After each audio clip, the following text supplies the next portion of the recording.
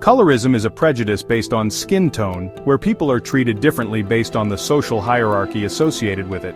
It often manifests as a preference for lighter skin tones over darker ones, leading to discrimination and bias.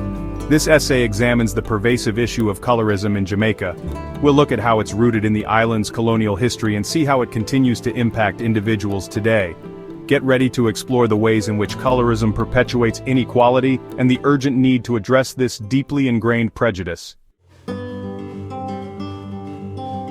Jamaica's history of colonialism is directly linked to the development of colorism. During British rule, a social hierarchy emerged, placing Europeans at the top, followed by those of mixed race, and then those of African descent.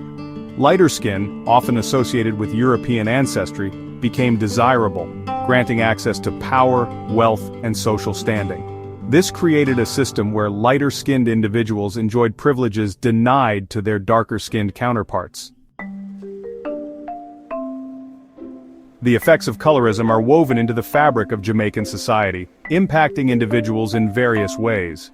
Lighter-skinned individuals often benefit from societal preferences. They may have an easier time securing employment, are more likely to be portrayed positively in media, and often hold positions of power.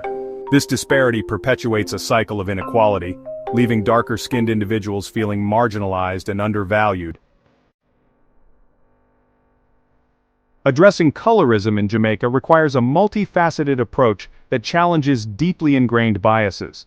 Public awareness campaigns play a crucial role in educating individuals about the harmful effects of colorism. Educational initiatives can help dismantle the colonial legacies that continue to fuel this prejudice.